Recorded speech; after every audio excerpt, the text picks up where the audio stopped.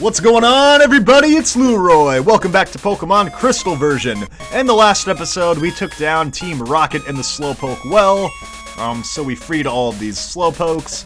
They may not have their tails, but at least they have their freedom. So now we can actually go in the gym here. But before I do that, I want to show you guys what's going on west of Azalea. Because now when you head in this direction, you're actually going to be stopped by your red-headed rival, Korona. And he's gonna ask if it's true about Team Rocket. And he doesn't even believe us when we tell him that we beat Team Rocket. And then he's gonna challenge you to a battle. So, let's go. Round 2 versus Korona. This time it's actually gonna be a lot tougher, because he's got 3 Pokemon on his team. So, first off is the Ghastly. This Ghastly is really annoying because it likes to use Hypnosis, but 2 can play that game. So I'm going to put Ghastly to sleep before it can put me to sleep. And then I think I'll switch on over to Water Gun. But yeah, this fight's actually pretty hard. Arguably tougher than the gym fight, depending on what your team is and all that stuff. But I wanted to show you guys that there are some openings over here in the Ilex Forest that we can check out before actually taking on the gym leader. And Ghastly's going to be pretty easy for us. Defensively, it's not too good. It's just tough because it's a ghost type, so your normal type moves don't actually work against it. Yeah, your normal type moves do not work against Ghastly. But yeah, for Zubat, I'm going to switch over to Teddiursa, who proved it can get the job done against these things in those Team Rocket fights. Also pretty close to level 14, so... Yeah, this Zubat is frustrating because it has Bite, and Bite has a chance of making you flinch like 30% of the time, which is really high. It also knows Supersonic to confuse you, so yeah, just between Ghastly and Zubat, there's a good chance that Korona can actually do some damage to your team before even getting to his starter Pokemon, which is going to be up next, and he's got a Crocodile. So yeah, he's gonna have his starter Pokemon at its 2nd stage evolution, so let's head over back to Poliwag. And what I hate the most about this Crocodile in particular is that Totodile doesn't even evolve until level 18, so this is just like an impossible thing to have. So like, whatever man, if being like a douche to your Pokemon and not treating them with love gets them evolved quicker, then maybe this dude is on to something. But my best bet right now is just to put it to sleep. I don't have anything super effective against water, so that is something I'm going to have to address on my team at some point, but for now I'm just going to have to outmuscle him with a Teddiursa, which is pretty easy when the thing is freaking asleep, so yeah, his Crocodile, Culava, or Bayleaf is going to be pretty tough to deal with, so it's going to have at least one move that matches its type, so... in this case, Crocodile knows Water Gun if it's ever going to wake up, which it might not. Still fast asleep. Alright, let's finish her off with a Swift then. Alright, another crit. Yeah, so that was not a really good demonstration of how tough this battle can be. This might actually be the toughest fight you have the entire game with Korona. Just based on, obviously his levels get higher, but at this point in the game, that's a pretty tough team to deal with. And he says that he hates the weak. Pokemon, trainers, it doesn't matter. Who or what. Yeah, this guy just hates all weak. Dude, your team just got slaughtered in that fight. You shouldn't be ranting about how much you hate the weak after a performance like that, but... yeah, so he just hates everybody, whatever. He tells you to stay out of his way, and then he... leaves to the Ilex Forest, even though he doesn't have a Pokemon with Cut, so who knows how he's even going to get through there. But anyways, I wanted to make my way to the Ilex Forest, and let's go ahead and throw out a Repel here. There are some wild Pokemon, particularly Oddish you can catch in here, Paris you can catch in here, nothing I'm too interested in though. What I want to do is talk to this guy. He says, oh man, my boss is going to be steaming. The Farfetch that cuts trees for charcoal took off on me. So he can't go into the Ilex Forest looking, it's too big, dark, and scary. Yeah, this guy's just a giant puss, and he can't find his Farfetch'd on his own, even though it's literally like 10 steps away. So this is the missing Pokemon Farfetch'd. We're gonna try to run this thing down and chase it all the way back to the front. So just follow my leads here. When you get to this spot, come from the other side, and that will force Farfetch back the other way. Do it this way, otherwise you will be chasing this thing in circles all throughout this forest, which is exactly what the guy at the front didn't want to do. I'm going to grab this item really quick just because I can see it. That way I won't have to come over to this section later on, because the revive is the only item you can grab before the cut tree that actually blocks you off from the northern section. So yeah, circle back here. Farfetch is going to run into a tree, and Repel's going to wear off. That's okay, we'll spray one more. That's why we bought 5 of them in the last episode. So move up here, and wow, thanks a whole bunch. My boss's Pokemon won't obey me because I don't have a badge. Yeah, and you're afraid of the dark. So yeah, this guy's lucky because it looks like his boss came back right as I found the Farfetch. So yeah, we basically saved that guy's butt, and as a reward, we're gonna get HM01. So HM01 is gonna teach the move Cut, and that's how we're actually gonna get past that tree just north of here that's blocking us. So we're gonna need the Azalea Gym badge before we can use Cut outside of battle. So we're ultimately gonna be blocked off from going any further north. So with that said, let's just head back to Azalea Town. However, before going into the gym, one thing I want to mention, now that you've done the little Farfetch'd Cut mission, you can go back to the charcoal kiln and actually get yourself a free charcoal. If you recall in the last episode, they were selling these for like $9,800, and it's not this guy, it must be the other dude. Yeah, this guy will give you the charcoal. They're selling them for like almost 10 grand at the mart, so definitely don't buy one. If you don't have a fire type on your team, you can go ahead and sell one of these for a bunch of money. But I do have a fire type, so I'm going to give the charcoal to Hot Sauce, and that's going to boost up fire type moves by 10%. And that's pretty much going to be his held item for the rest of the game. Yeah, that's perfect for him, so yeah, always love grabbing those type boosting items, and now that I have my fire types all ready to go and boosted up 10%, I think it's a perfect time to take on the bug type gym. So here we go, we got a little, I guess you can fight either one of these girls, doesn't really matter, they're on a team. This is before double battle technology existed, so twins Amy and May just fight one Pokemon at a time. So I guess the lead Pokemon actually changes depending on which one you talk to, but it really doesn't make a difference. Yeah, so I fully expect Cyndaquil to just plow through this entire gym. Oh, snap! Ladybug got me with the Supersonic. That is not good. Maybe I spoke too soon. Maybe I won't plow through this gym if I'm confused. Yep, here we go.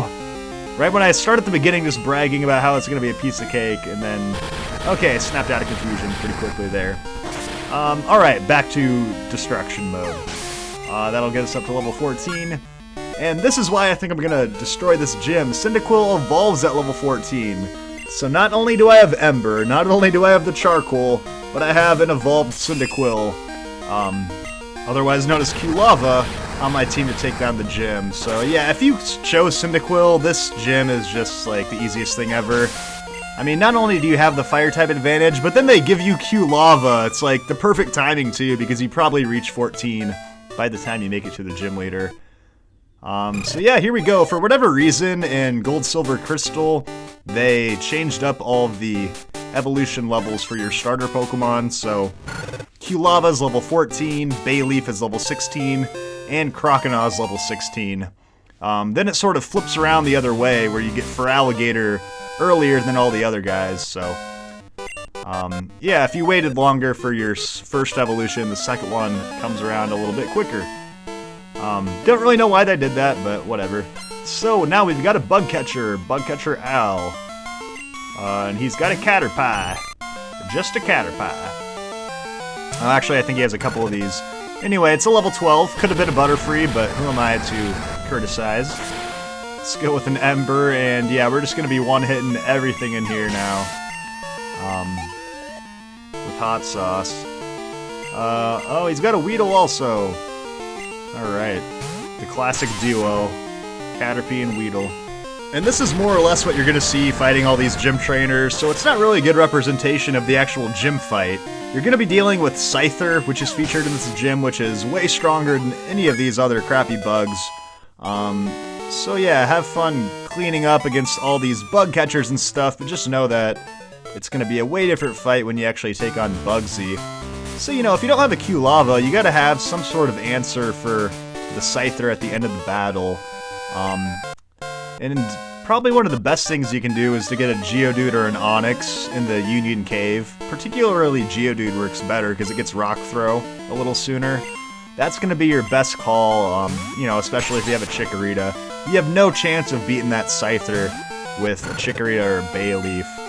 So even though these trainers are really easy, make sure you're utilizing them, getting the proper guy trained up to take on Bugsy. You might need to catch a Geodude and get it up some levels, so make sure you free up all these trainer fights so that you can take care of all the necessary training. Otherwise, you're going to have to go into the Ilex Forest and it'll be a hassle. We do see a Beedrill in here, which is pretty cool. I actually really wish Bugsy used Beedrill and Butterfree on his team, because he has a Kakuna and a Metapod. I don't know why they don't get evolved. Maybe they actually thought the team would be too challenging with a Beedrill, a Butterfree, and a Scyther. I think it would have been a lot of fun. I mean, certainly if you have a Chikorita, you would have been screwed, but I guess it's easy to say I want to take on that challenge when I have Hot Sauce on my team. But yeah, this guy's just got the whole line here, so we'll finish off the Kakuna, and that'll get us up to level 16. Alright, so just kind of as I predicted, we're cruising along here. Level 16, way to go. Took down Bug Catcher Benny. Just evolving isn't enough. Alright, so if you want, you can take down this person too. Oh yeah, and this person is even giving me some recognition for saving all the Slowpokes. So, you know, word gets around fast here in Azalea Town. There's a population of like 10 to 15 people or something. Bug Catcher Josh. Ooh, he's got a Paris. Pokemon you can catch over in the Ilex Forest.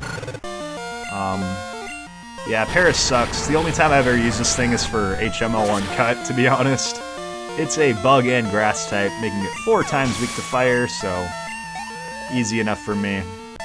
Nintendo really tried to make bug types more relevant in this game, and I feel like this gym was a part of it, but at the end of the day, there's just not a good enough bug type move that all the bug types get.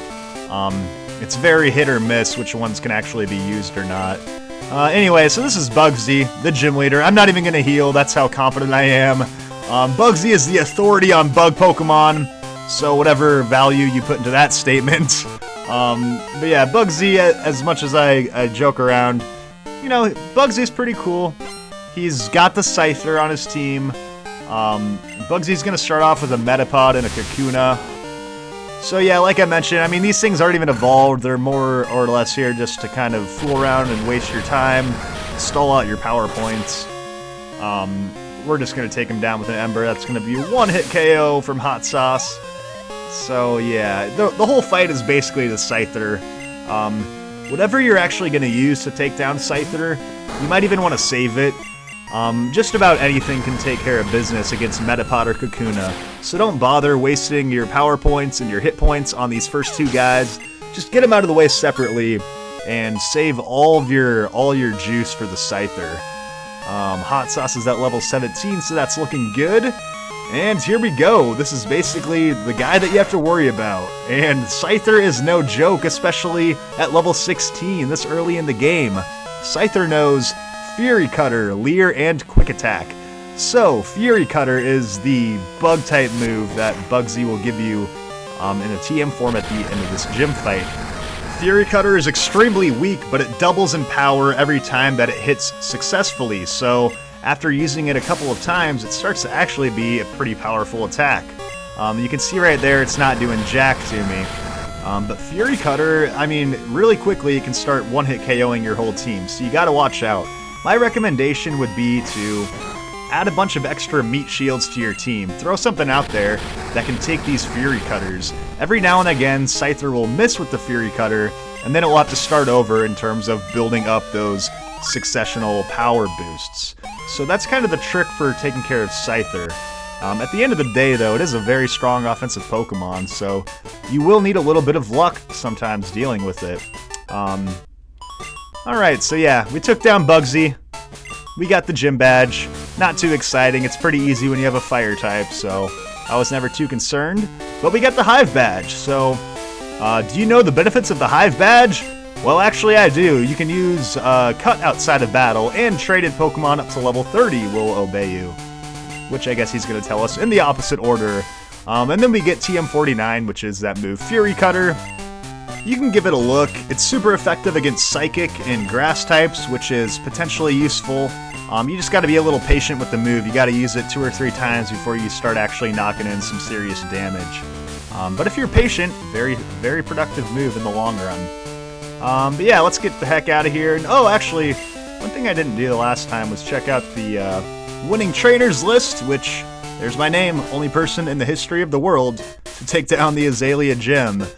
And now that we've gotten that out of the way, guys, we are done with everything here in Azalea Town. So in the next episode, we're going to head into the Ilex Forest. If you remember earlier, we already took care of the first portion of this. So now we got to make our way to the end of the forest to the next town. So thank you guys all for watching.